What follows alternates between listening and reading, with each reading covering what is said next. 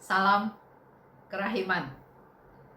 Hari ini tetap kita bicara tentang wahyu Yesus ya, tentang gambar kerahiman ilahi dari Wahyu nomor 22. Kita lihat dari diary nomor 420. Minggu 28 April 1935. Minggu Putih, yakni Pesta Kerahiman Ilahi, penutupan Yubileum Penebusan. Ketika kami pergi untuk ambil bagian dalam perayaan, hatiku melompat kegirangan karena dua perayaan dipadukan begitu erat. Aku memohon kepada Allah kerahiman bagi jiwa orang-orang berdosa. Menjelang akhir ibadat, ketika imam mengambil sakramen Maha Kudus untuk memberkati umat, aku melihat Tuhan Yesus seperti tampak dalam gambar itu. Tuhan memberikan berkat-Nya dan kedua sinar itu menyinari seluruh dunia. Tiba-tiba aku melihat suatu cahaya cemerlang yang tak tertembus dalam bentuk suatu tempat tinggal kristal, yang dirajut dari gelombang cahaya yang tak terhampiri, baik oleh ciptaan apapun maupun oleh roh. Ada 3 pintu menuju cahaya itu. Pada saat itu, Yesus sebagaimana terlukis dalam gambar, memasuki cahaya itu melalui pintu kedua menuju Sang Esa yang ada di dalam. Itulah Sang Esa yang Tritunggal, yang tak dapat dipahami, yang tak terbatas. Tiba-tiba aku mendengar suatu suara. Pesta ini muncul dari lubuk kerahimanku sendiri dan dikukuhkan dalam lubuk kerahimanku yang besar. Setiap jiwa yang percaya dan berharap pada kerahimanku akan menerimanya. Sukacitaku meluap-luap karena kebaikan dan keagungan Allahku yang luar biasa itu. Ini kejadiannya Minggu 28 April 1935. Minggu Putih, Pesta Kerahiman Ilahi. Pertama kali diadakan Pesta Kerahiman Ilahi di depan publik dan gambar kerahiman dihormati secara publik. Dan ternyata hari tersebut berkaitan juga dengan penutupan tahun Yubileum Penebusan. Suster Faustina bercerita di awal ya, dia bilang dia pergi untuk ambil bagian dalam perayaan. Suster Faustina sangat gembira karena ada 2 perayaan sekaligus yang dirayakan bersamaan. Dan dia mohon kepada Allah supaya ada kerahiman untuk jiwa-jiwa yang berdosa. Dari sini kita juga bisa belajar seperti Suster Faustina. Ada sukacita menyambut suatu perayaan. Di gereja banyak sekali ya, banyak sekali perayaan. Dan ada perayaan Ekaristi untuk perayaan-perayaan tersebut. Memang dibandingkan dengan misa hari Minggu, perayaan-perayaan tersebut dalam perayaan Ekaristi belum banyak umat yang hadir, tapi sudah mulai banyak. Puji Tuhan, karena bukan untuk kepentingan perayaan tersebut, justru untuk kita yang hadir. Dan Suster Faustina memanfaatkan perayaan tersebut bukan hanya untuk sukacita, dia justru mohon kepada Tuhan supaya Tuhan memberikan kerahimannya untuk jiwa-jiwa yang berdosa. Dan menjelang akhir ibadat, waktu imam mengambil sakramen Maha Kudus untuk memberkati umat, aku melihat Tuhan Yesus seperti tampak dalam gambar. Tuhan memberikan berkat-Nya dan kedua sinar itu menyinari seluruh dunia. Ini menjadi suatu masukan juga buat kita, mungkin juga suatu PR buat kita, bagaimana supaya di dalam Pesta Kerahiman Ilahi yang kita adakan di paroki kita masing-masing, ada juga pentahtaan sakramen Maha Kudus. Karena justru yang dilihat oleh Suster Faustina, di akhir ibadat pada waktu pastor mengangkat sakramen Maha Kudus untuk memberi berkat, dan di sana dia melihat Tuhan Yesus memberikan berkatnya dan sinar kerahiman memancar dari sakramen Maha Kudus tersebut, dari monstran, untuk menyinari seluruh dunia. Melalui pesta kerahiman ilahi, Yesus ingin memberkati seluruh dunia. Bukan perorangan, bukan hanya devosan kerahiman, bukan hanya kita-kita yang tahu tentang pesta kerahiman, bukan hanya orang-orang Katolik pada umumnya, tapi justru Tuhan mau memberikan kerahimannya kepada seluruh dunia. Yang berdosa, yang lemah, yang putus asa, yang letih lesu, yang sakit, yang tersesat, yang belum kenal Tuhan, yang suam-suam kuku, yang sudah hidup saleh dan setia, anak-anak kecil, kita semua para devosan kerahiman, dan juga kerahiman Tuhan mau Tuhan berikan kepada jiwa-jiwa yang ada di purgatorium. Jadi seluruh umat manusia. Sering ada pertanyaan ya, Bu, kalau orang itu belum Katolik, ada gunanya nggak saya berdoa koronka? Kalau orang itu ternyata nggak percaya Tuhan, bagaimana? Dan seterusnya. Kita sekarang tahu bahwa pesta kerahiman diadakan oleh Tuhan Yesus bukan untuk perorangan, bukan untuk sekelompok orang, bukan hanya untuk orang Katolik, bukan hanya untuk devosan kerahiman, tapi untuk seluruh dunia. Karena dikatakan oleh Yesus pada novena hari pertama untuk seluruh umat manusia. Hari ke-8 untuk jiwa-jiwa di purgatorium. Jadi untuk semua yang ada di dunia, di bumi ini. Ketika gambar itu dipajang, kalau kita lihat di 416, itu pada tanggal 25 April 1935. Aku melihat tangan Yesus tiba-tiba bergerak. Ia membuat tanda salib yang besar. Jadi Suster Faustina bercerita tentang penempatan gambar tersebut. Belum ibadat, belum perayaan Ekaristi, belum pesta kerahiman ya, terjadi tanggal 25. Waktu gambar itu dipajang.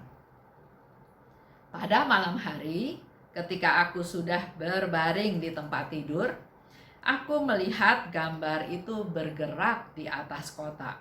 Dan kota itu diselubungi dengan sesuatu seperti jaring dan jala-jala. Ini penglihatan ya, yang dilihat oleh Suster Faustina. Pada saat itu Suster Faustina lagi ada di kamarnya, dia katakan berbaring di tempat tidur. Begitu Yesus lewat, ia memotong seluruh jaring dan akhirnya membuat tanda salib yang besar dan menghilang.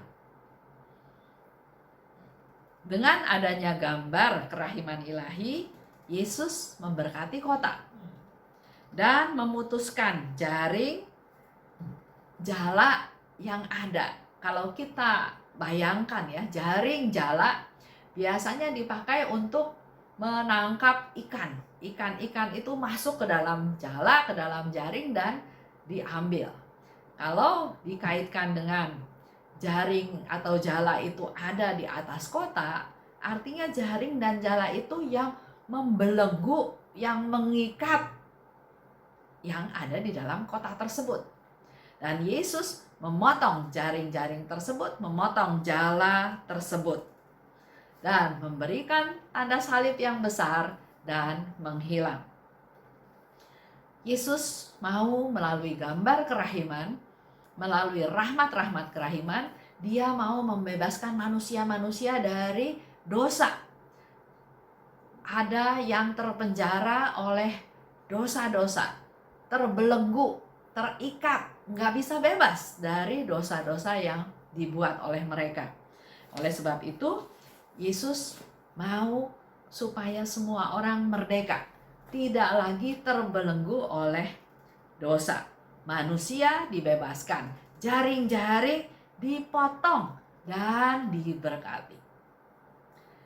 Kita manusia, kalau kita terbelenggu oleh dosa dan kita potong, kita udah nggak mau lagi terbelenggu oleh dosa, kita akan tetap menjadi manusia yang lemah. Tapi di sini kita butuh berkat dari Tuhan. Dengan Tuhan memberkati, kita dilepaskan dari dosa, dari ikatan dosa, dari belenggu dosa, dan kita selalu datang pada Tuhan untuk supaya Tuhan memberkati hidup kita. Supaya Tuhan membimbing hidup kita. Supaya Tuhan memimpin hidup kita dengan berkat-berkat-Nya. Supaya kita jangan terbelenggu lagi oleh dosa-dosa lama kita. Nah, sekarang pertanyaannya bagaimana dengan Suster Faustina? Dia bilang, aku melihat diriku dikerumuni oleh sosok-sosok jahat yang beringas karena kebencian mereka terhadap Suster Faustina. Jadi di satu pihak Suster Faustina melihat suatu penglihatan di mana karya Tuhan yang mau membebaskan umat manusia dari belenggu dosa, tapi ternyata dia sendiri mengalami dirinya dikerumuni oleh sosok-sosok jahat yang beringas, yang menunjukkan kebencian kepada Suster Faustina. Ada banyak ancaman, tapi mereka tidak dapat menyentuh aku. Sesaat kemudian penampakan itu lenyap. Ini menjadi suatu peringatan buat kita ya, suatu warning supaya kita berjaga-jaga. Walaupun kita melihat kehadiran Tuhan, tapi tetap si jahat itu tidak suka. Dan dia akan berusaha membuat kita jatuh, membuat kita mundur, membuat kita jatuh dalam dosa, dalam kelemahan. Tapi Suster Faustina cerita, walaupun mereka memandang dengan penuh kebencian, tapi tidak punya hak untuk menyentuh dia. Sehingga dikatakan, dia tidak bisa menyentuh aku. Dan sesaat kemudian, penampakan itu lenyap. Jelas ya, di sini ceritanya pasti setan nggak senang dengan apa yang dilakukan oleh Suster Faustina. Tidak senang ada penyebaran kerahiman ilahi. Pernah di salah satu nomor, setan bilang, kamu mau minta 1000 jiwa, aku berikan. Tapi jangan sebarkan kerahimannya Tuhan. Kita semua tahu ya, para devosan kerahiman yang sudah dipanggil Tuhan, dipilih Tuhan, kita semua yang menjadi devosan kerahiman, kita ini bagian daripada suatu proyek yang besar dari Tuhan. Ini kerjanya Tuhan, bukan kemampuan kita. Karena proyek ini, pewartaan kerahiman Tuhan, penyebarluasan kerahiman Tuhan, lawan kita itu adalah si jahat. Dan dia nggak suka kita mewartakan sifat Allah yang paling utama tentang kerahimannya. Jadi selain kita berdevosi kepada kerahiman ilahi, mempraktekkan apa yang Yesus minta, berbelas kasih dalam doa, dalam perkataan, dalam perbuatan, tapi kita juga tetap harus berjaga-jaga, harus mengandalkan Tuhan, harus bersatu dengan Tuhan, harus dekat dengan Tuhan, harus berdoa terus-menerus kepada Tuhan supaya kita tidak tersentuh oleh si jahat. Tapi jangan khawatir ya, tadi saya mau katakan bahwa Tuhan sudah pilih. Pasti Tuhan jaga kita, pasti Tuhan pelihara kita, dan pasti Tuhan melindungi kita dari tangan-tangan si jahat. Tidak satupun dari mereka dapat menyentuh Suster Faustina. Pasti juga tidak bisa menyentuh kita-kita semua. Setiap hari mohon berkat dari Tuhan. Setiap hari tenggelam dalam kerahiman Tuhan, khususnya dalam jam kerahiman. Dan setiap saat minta dalam perlindungan Tuhan. Dan sinar-sinar kerahiman ilahi tersebut juga kita sudah dapat, otomatis kita juga salurkan kepada orang-orang di sekitar kita. Cerita selanjutnya dari Suster Faustina dikatakan, keesokan harinya, berarti tanggal 26 April 1935, ternyata Pastor Sopocko khotbah tentang kerahiman Tuhan. Seperti yang Yesus minta ya. Yesus minta supaya ada pesta kerahiman ilahi, dan pada waktu pesta kerahiman ilahi, pastor homilinya adalah tentang kerahiman Tuhan. Dan ternyata Pastor Sopocko memimpin misa dan homilinya tentang kerahiman ilahi. Dan waktu Pastor Sopocko homili, gambar kerahiman ilahi menjadi hidup. Dan sinarnya menyinari kongregasi, tapi ternyata tidak sama sinar yang diterima oleh setiap anggota dari kongregasi tersebut. Ada yang menerima banyak, ada yang menerima sedikit. Itu ada di 417. Jadi kembali lagi, ini juga menjadi satu pengetahuan buat kita ya. Perlu persiapan untuk ketemu Tuhan, untuk menerima rahmat Tuhan, untuk menerima anugerah dari Tuhan. Kita perlu mempersiapkan diri. Karena di sini jelas Suster Faustina katakan, ternyata tidak semua menerima sinar tersebut dengan kekuatan yang sama. Ada yang banyak, ada yang sedikit. Itu menjadi bahan renungan kita semuanya. Terima kasih. Salam kerahiman.